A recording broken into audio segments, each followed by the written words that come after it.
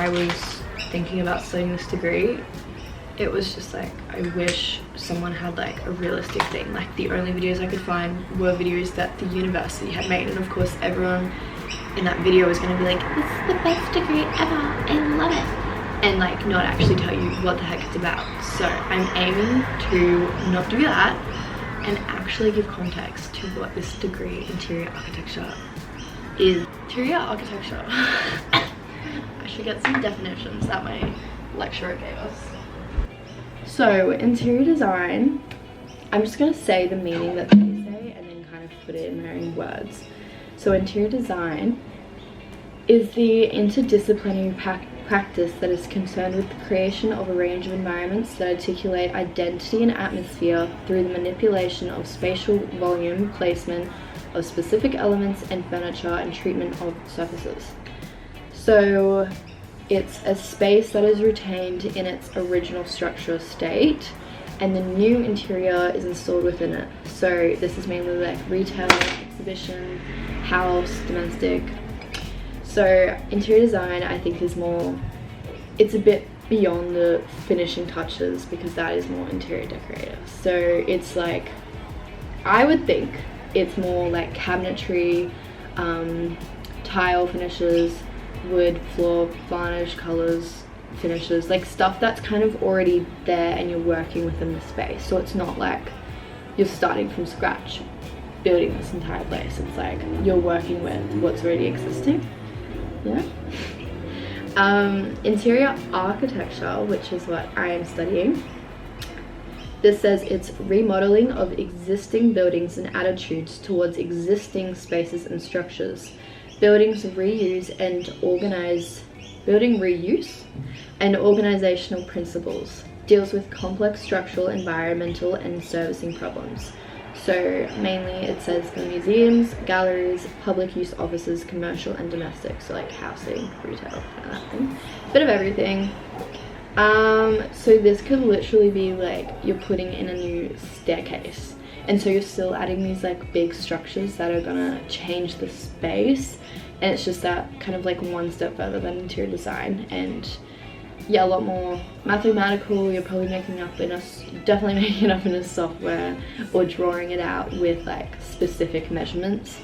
So kind of, yeah, like for like making builder's plans, client plans, architectural plans, everything. So yeah.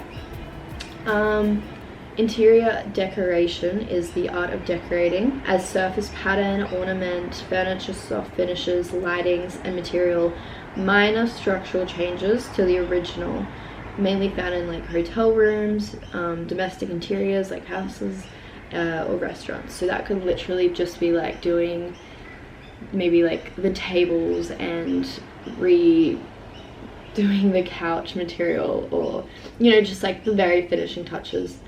But honestly, I think if you're studying interior architecture or interior design, those are very, very close knit, and most people just end up calling them the same thing, even though they may say, I'm an interior designer, but have this qualification that's a lot more than that. I don't know. Yeah, some courses just say it's interior design and they teach you exactly what they do in interior architecture.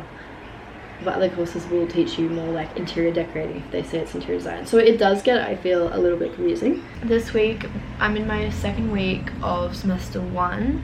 And so this week, I'm just going to give a little rundown of the units I'm doing.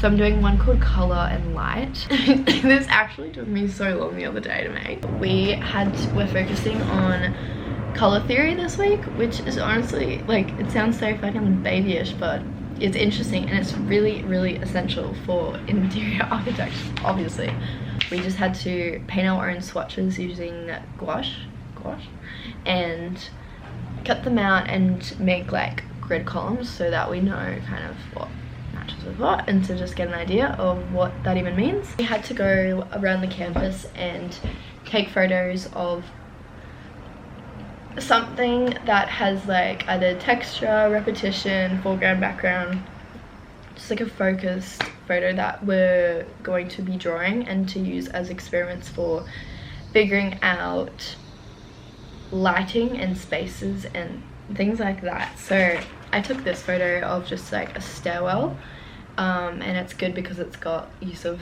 texture but also repetition, also line work. It's just got some good elements to it. And then we just had to either trace it or hand draw it. That's my drawing. And then we're just using our color theory to make like a few different practices of this. So like primary colors or hues, or like focusing on a certain kind of subject, things like that. I have a class called How to Make a Lantern, or like lantern making, and I did think that was very like metaphorical for something else. No, it's not. Where like, it's so random, but it's honestly a really good subject. So we got put into groups and we pretty much just have to make like 6 A3 pages of sketches, drawings, ideas, like a week for every studio. So we go into like a full industrial design room space with like blow torches and materials, and we just get to experiment with different materials of how to make a lantern. And for our assessment, so we build the lantern in groups. Every week we kind of make like a prototype with a new material, and then we have to relate it to a sustainable or indigenous meaning, and then we have to walk in a parade for our assessment. We have to focus on, we have to pick a material, so it could be like concrete, and then we pretty much have to write an entire report about it, like what it's used for, how do you use it, what are the types, where does it come from, like a guide, I don't know. And then we have an exam which is about pretty much any material that they want to choose, like multiple materials, and then we have to explain like what it's made from, like when it was made, what do you use it for, stuff like that. So I feel like it's more technical than I just explained it, like more harder. But there's obviously like some units that you do need to bring your computer, and it can't be Apple, and it has to be like certain softwares like CAD and Revit and things like that that you have to use. So yeah, you can't really use the iPad for that, but pretty much everything else, like lectures and everything.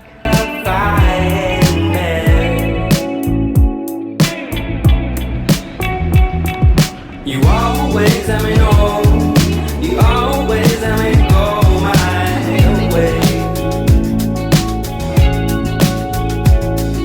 You always let me know, you never let it show my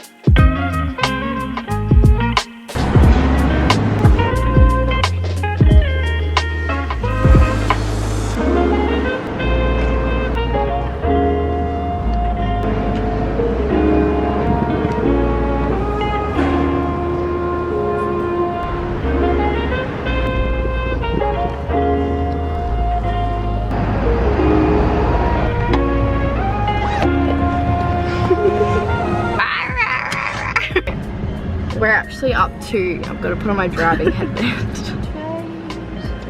I matched with someone on Tinder who's so pretty and he wants to go late night driving with me listening to SZA.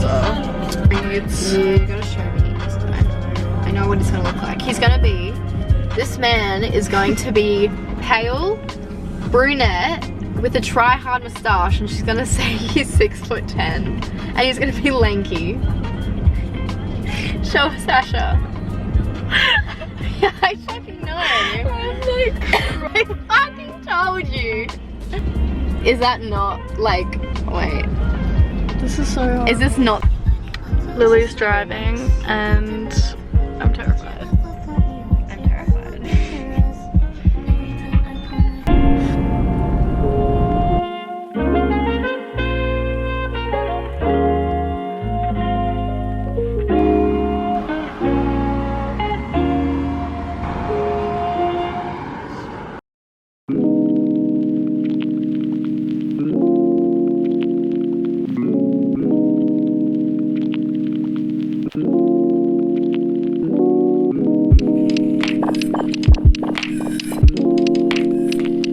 I am heading off to uni right now.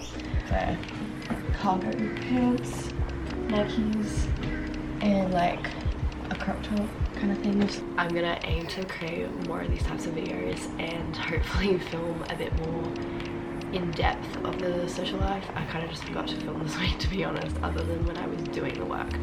So yes, stay tuned for a series of this because I think that's what I would personally like to see if I hadn't have already started this course, to get an idea of what like living in the city is about and studying this course. So yes, I really hope that helped, and if it didn't, that's okay.